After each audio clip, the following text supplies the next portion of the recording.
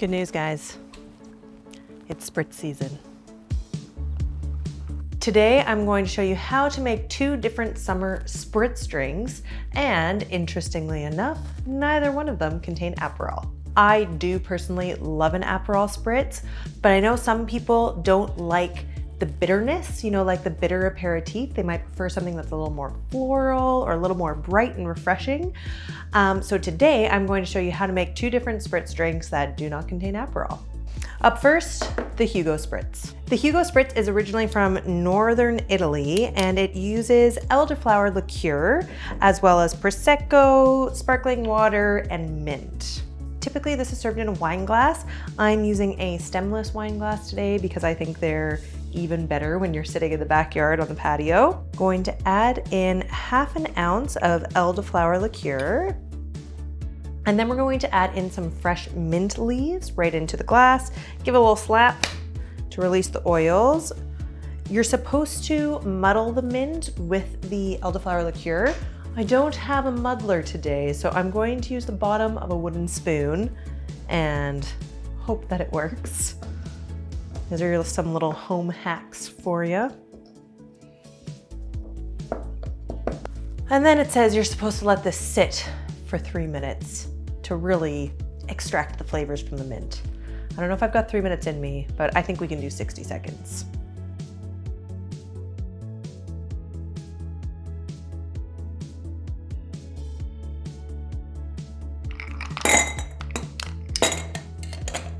Approximately 4 ounces of Prosecco. I'm using a can of Prosecco today, which I love. I love these cans. I think they're so great for cocktails because oftentimes I'm not going to use a whole bottle of Prosecco when I'm making drinks like this. Like if it's just for myself, especially, or myself and a friend, I'm not going to use a whole bottle. So by using the can, there's no waste.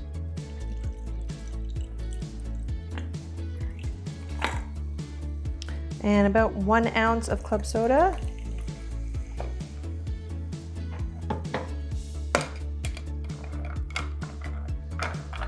Then you're gonna give it a really gentle stir because you don't want to lose all the fizz, but you do want to mix up the ingredients.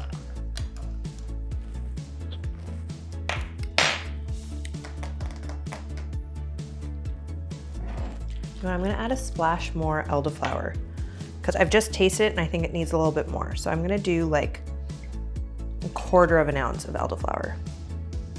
Nice thing about when you're making cocktails at home and for yourself is that you can play with it a little bit and mess around with the ratios until you get it to your taste exactly. You don't need to be really strict, even though the recipe calls for ½ an ounce of the elderflower. If you prefer a little bit more or a little bit less, just do it that way. That's better.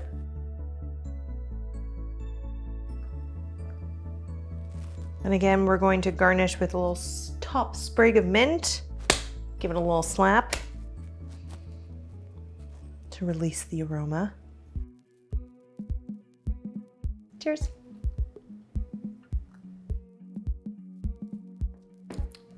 It's so good.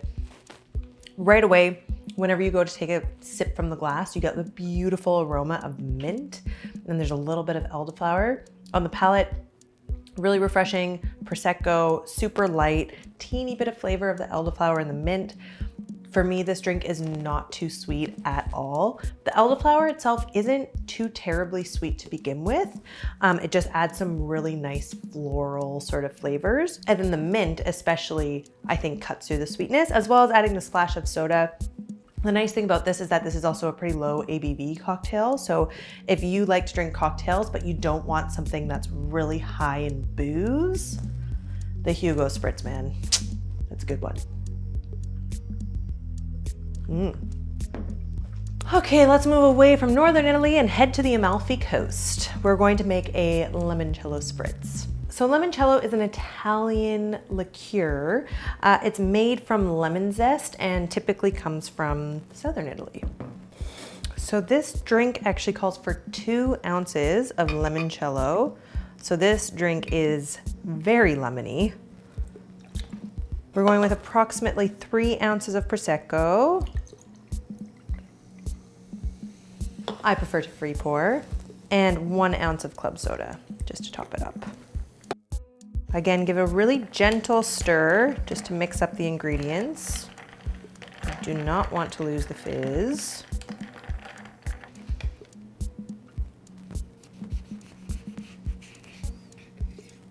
So we garnish with a wheel of lemon. You can also add a sprig of mint as your garnish if you like.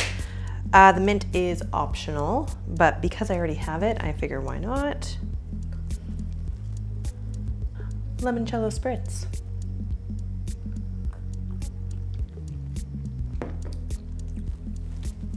Super lemony in a really lovely way. And again, specifically lemon peel. It's not acidic, obviously, because we didn't actually add any lemon juice to it. The nice thing about the Limoncello Spritz is that it's a really nice palate cleanser. So you could have it as something before your meal or after your meal as well. I hope you enjoyed this video on how to make 2 different Italian spritzes. If you're still feeling thirsty, watch this video next on how to make an Aperol Spritz. Cheers.